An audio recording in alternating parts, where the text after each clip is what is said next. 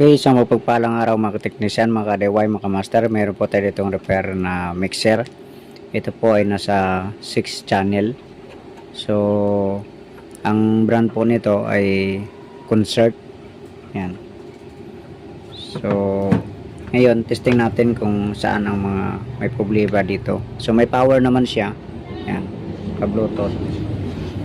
So, bale, ang Bluetooth ngayon, nakakonect ito sa cellphone natin ginagamit ngayon.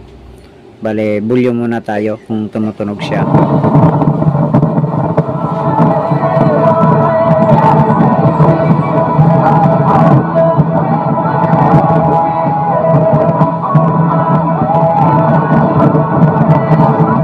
Ayun, so tumutunog naman siya pero ang ingay.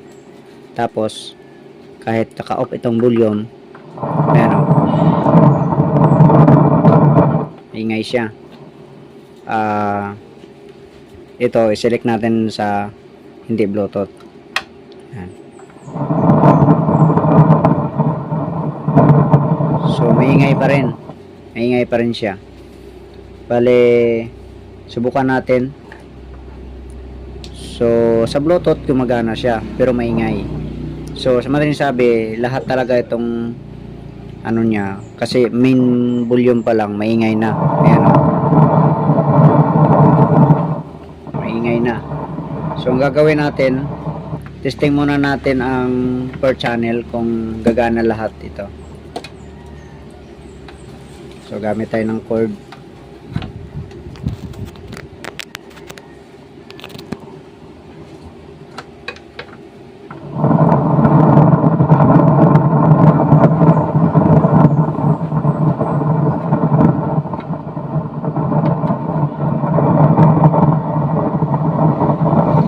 Okay, sandali lang, naka-Bluetooth kasi, kaya i-off muna natin ang Bluetooth.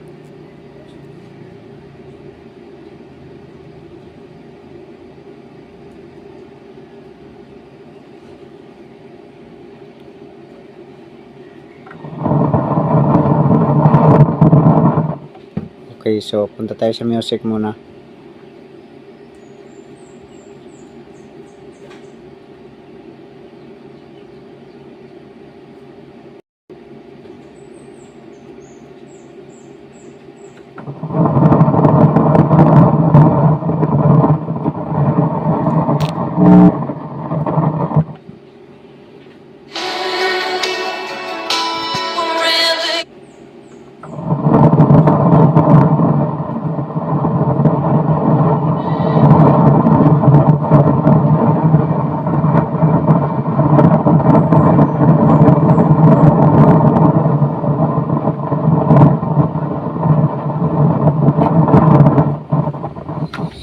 Wala na.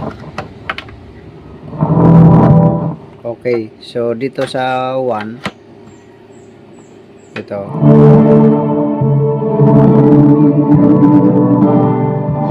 gumagana naman siya. Dito tayo sa number 2. Ayun, wala.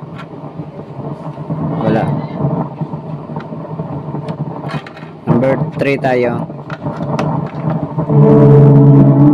Okay, so gumagana number 3 at saka number 1. Number 4 tayo.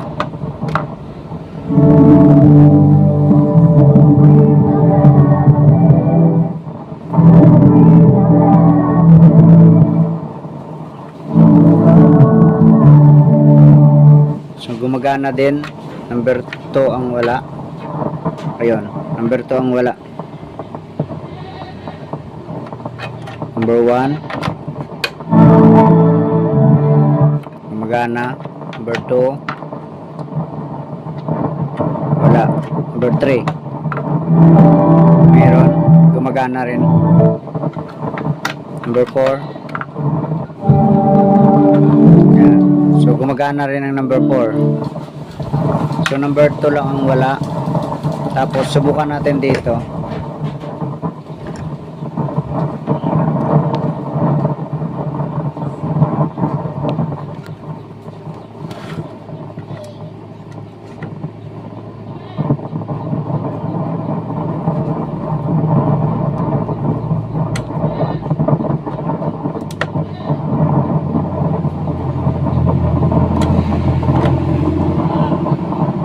dito pala dapat.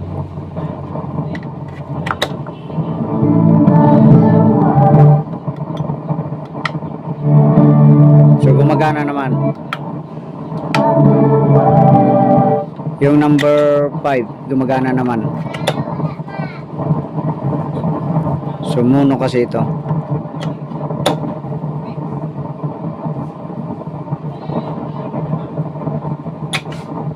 Ayan. Ang pinaka number 6 kasi, ang pinaka number 6 ay Bluetooth. So ayun, maingay talaga. Tapos may isang hindi gumagana dito, mic to. So ito ang ayusin natin. Okay, sige, samahan nyo po ako. Ayusin po natin ito.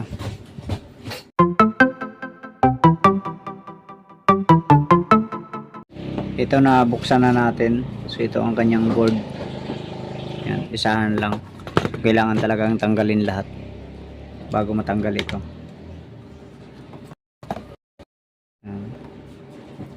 So siguro dito muna tayo mag-focus sa sa channel to, para pag mag-okay na, saka na lang yung ingay na yun.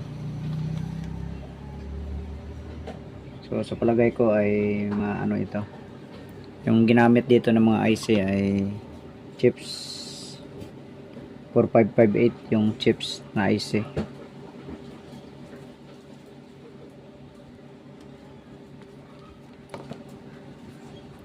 So meron pa naman tayo ditong Ewan ko lang kung parehas yung nabili ko. So hanapin ko muna yung IC. So ito meron tayong available. So ayan, parehas lang siya kalaki. So bale itong IC na to,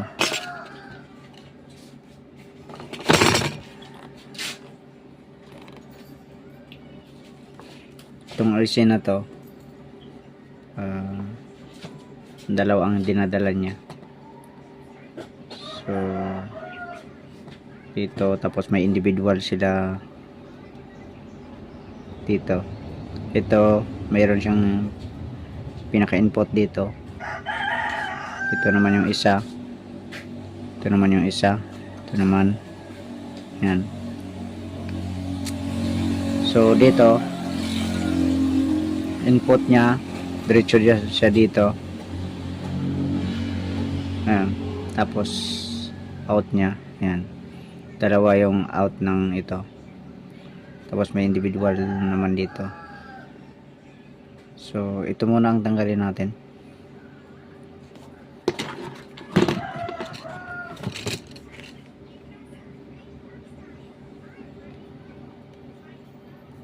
Tanggalin ko muna to. Ito na palitan na natin. So ito yung luma. So testing natin to. Pagka ganito, kailangan talaga trying error tayo nito, kasi mahirap i-trace yung IC kung sira o hindi, kasi hindi siya grounded hindi shorted yung IC. So kabit na naman tayo dito.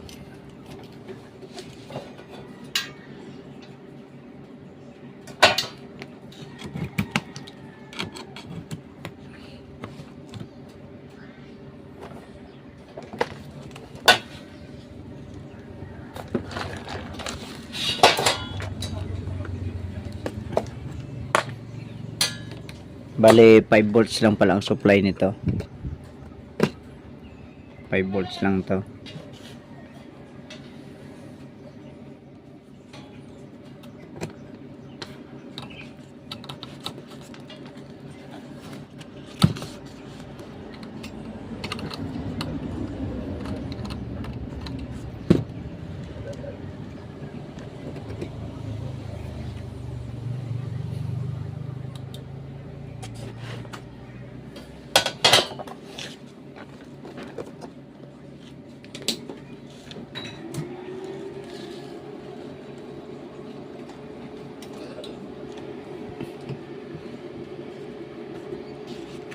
I-volume natin.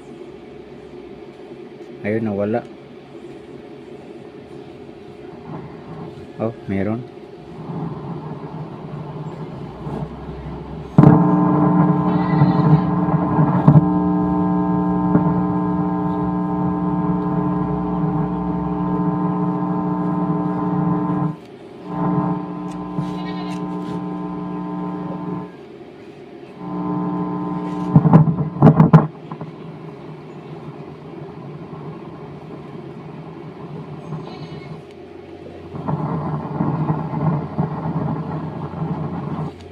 Pero check natin yung ano.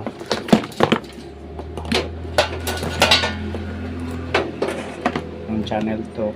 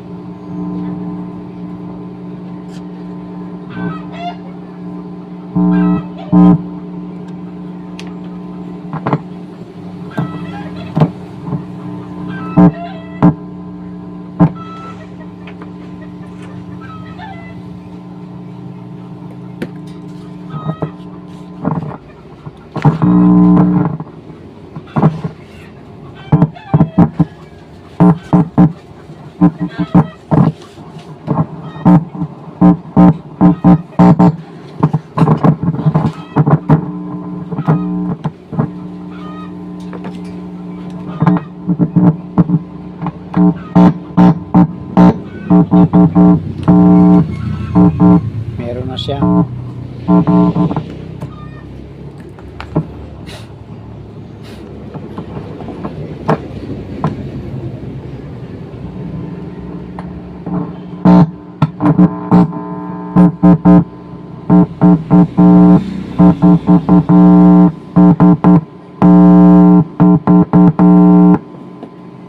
Meron na.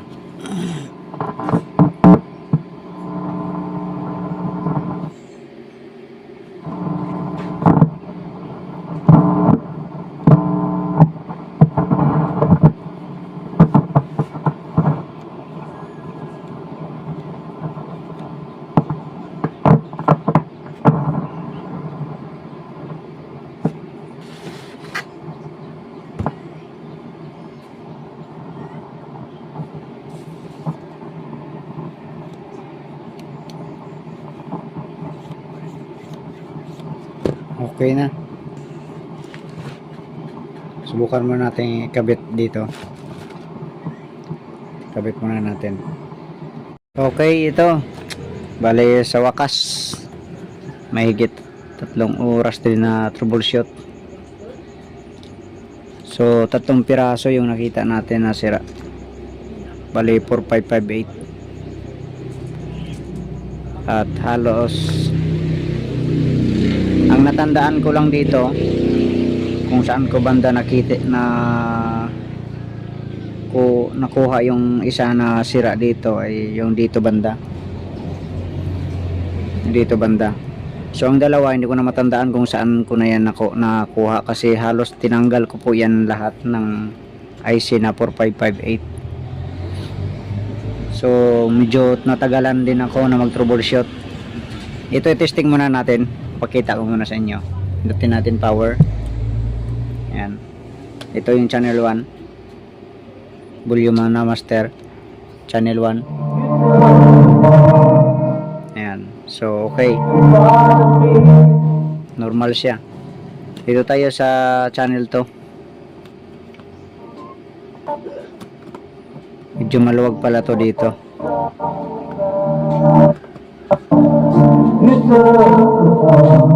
Yan.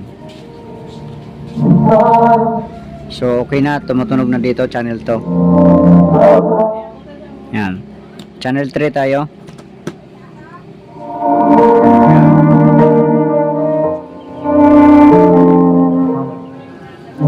Okay na. Channel 3.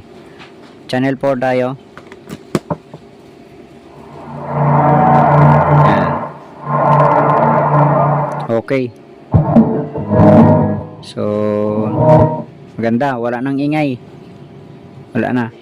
Kasi yung una nating pinalitan kanina, yung andito, bale gumana naman ito. Ang problema lang, maingay pa rin pag binuksan ito. Kahit nakasara na lahat ng volume dito sa mic. Itong isa, itong pang number 3 na mic, volume master ay may kunting ano lang dito. Pag medyo hindi medyo may kunting sayad siya. So ito, sana tayo.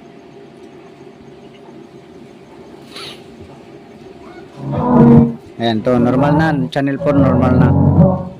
So ito, next tayo, channel 5 tsaka 6. Dito sa kabila siguro. Ayan. Mono kasi yan. Yung kabila. So ipalit natin ito kasi isang channel lang gamit natin, isang speaker lang. Ayan. So okay na. So wala nang ingay. Yan, tahimik na siya. Kahit buksan pa natin to, punutin muna natin. Yan. Yan. So, kahit buksan pa yan, tahimik na siya. So ganito po ang ginawa ko. Bali, patay muna natin. Ang ginawa ko lang, dahil okay lang sana kung isa lang ang sira. So pagka ganito na 3 piraso, napakahirap ito hanapin. Kasi maring pagpalit mo sa isa, tapos ganun pa rin, may ingay pa rin, ibig sabihin ibabalik mo na naman yung dati kasi isip mo ano yun, okay yun, kasi andun pa rin yung trouble, hindi pa rin natanggal. So kapag ganun ang gagawin, wala, bali maubusan mo lang mapalitan, or di kaya maisa-isa mo ng na try and error, hindi pa rin nawawala kasi nga may dalawa pang natira. Kaya ang ginawa ko na lang dito, pinagtatanggal ko muna lahat dito sa channel 1 at saka channel 2. Bali 3 yung IC na ginamit. Ito, ayan, at saka ito. Tapos dito rin sa channel 3 at saka channel 4, 3 rin ang IC na ginamit. So ito yung input, kasunod niya, ito ang pinaka-output niya. Tapos diretso yan dito. Ayan, tapos dito naman sa channels 5 and 6, kasama na ang USB dito. So ito rin ang IC. Tapos merong pinaka siya dito para sa effects. May preamp din siya para sa effects niya. Tapos ito naman ang para sa tawag nito, phone, sa phone. Tapos itong dalawang IC ang para sa master volume niya dito. Okay, so ang ginawa ko, inactual ko, tinanggal lahat po dito sa lahat ng channel na to. So sa hanggang dito sa pang-anim na channel, so tinanggal ko muna lahat. Pagkatanggal ko ng IC, ayun, nagnormal, nawala yung ingay. Kaya ang ginawa natin para mas sigurado ang pag natin, pag kabit ng pyesa na wala nang sira, dito muna ako nag-focus. Nang natanggal ko na dito lahat ng pyesa, dito lang muna ako nag-focus. Kinabitan ko ng IC, testing, kabitan ko uli, pangalawa, testing. So nawala ang ingay. Pag kinabit ko dito, yan, pag may ingay, ibig sabihin dito na yung sira. So ngayon, dito muna ako nag-focus. Tapos pinagtitesting ko muna yung mga IC na ito bago ko binalik dito, yung mga na yan. So 3 piraso ang nakita natin. So ngayon ito, ipapakita ko po, ipapalit ko itong IC na to dito para malaman nyo kung ano ang trouble, ang ingay niya. So ito, tanggalin muna natin.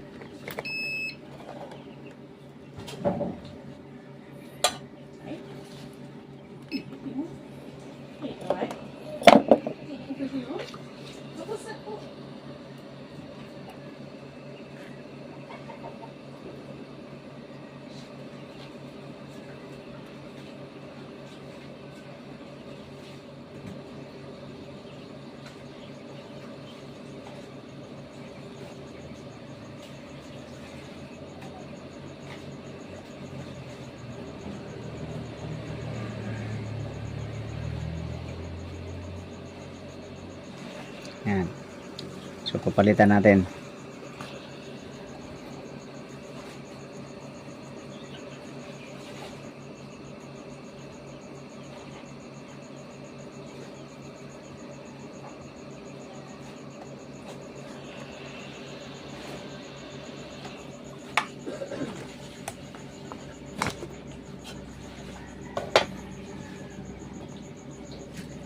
May dumikit na pa.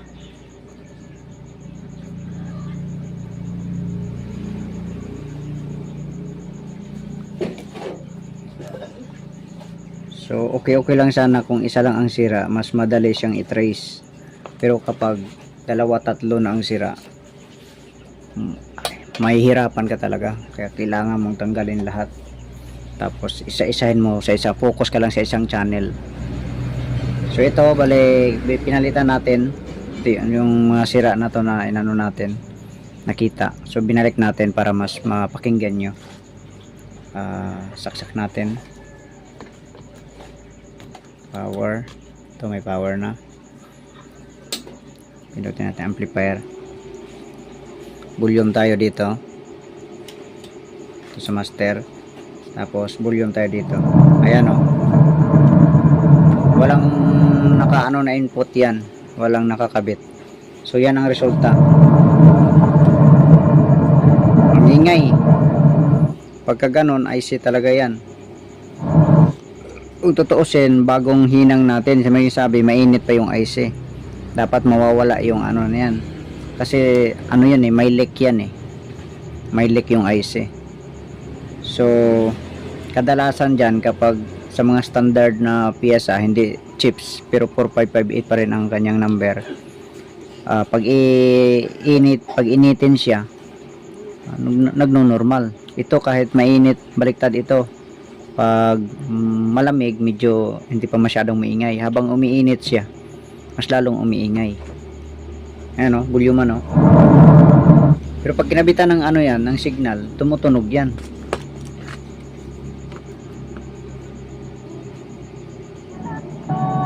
Yan.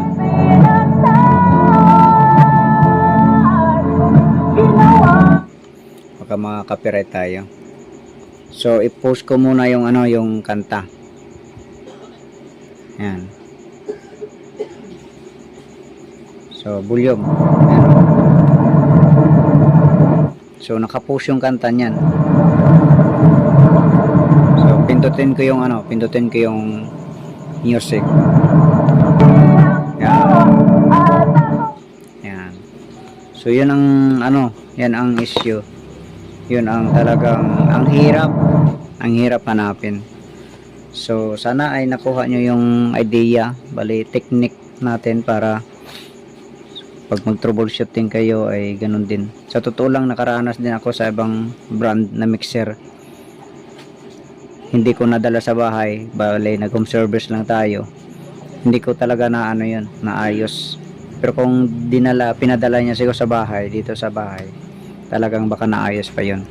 So ganito din ang issue nun. Parang Behringer yung ano, yung brand. Yan. Mga ganyan. So kailangan ito palitan. Ito yung papalit natin. Ito yung bago. Okay, so patayin muna natin. Balik natin yung tinanggal natin. Basta yung ginawa ko lang, nung tinanggal ko muna lahat ng IC, tapos dito lang ako nagkabit, nag-focus ako sa isang channel lang. Bali dalawang channel. Kasi ang stereo itong mga IC na 4558 eh.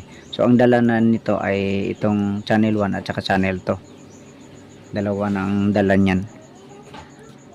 So palitan muna natin para mas makita natin uli.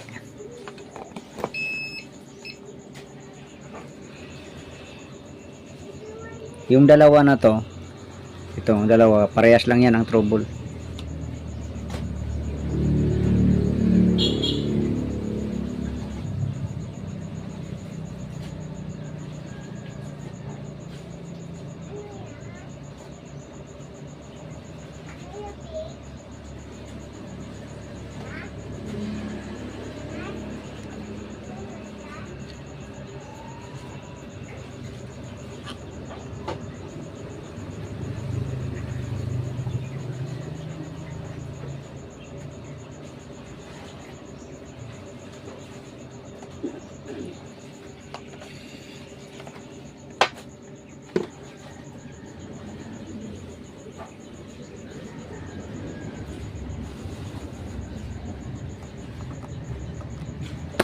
Yan. Testing natin.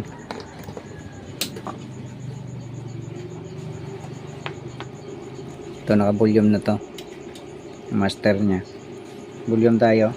Oh, wala oh. Nawala na. So praise the Lord na kondisyon natin. Maganda pala itong mixer kasi ano siya, 6 channel. Bale ang mic lang naman ang 4 channel. Ito kasi pang talaga to, pang music. So concert siya. Tapos may effects talaga siya. 16 ang program. So maganda ito. I-research ko nga kung magkano ang price nito. So ibalik ko muna, takpan ko muna ito. Ibalik ko muna yung dito. Okay, ito na. So, ayan o.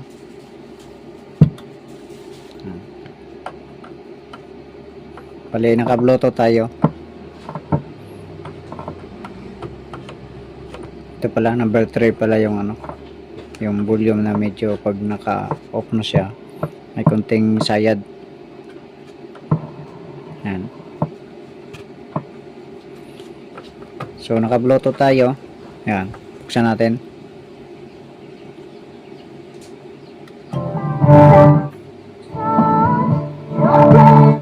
Naka pala,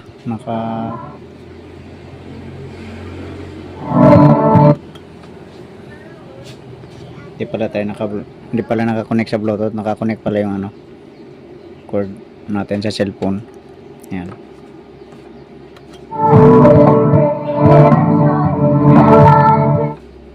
So okay na.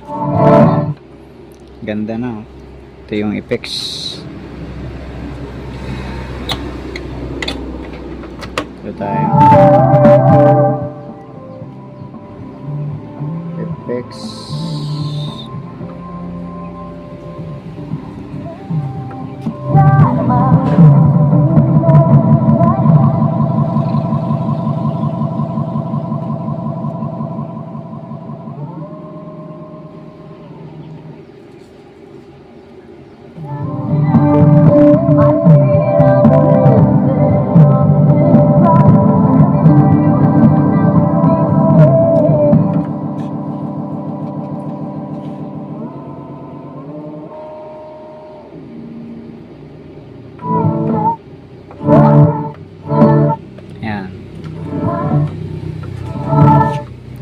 Okay na siya.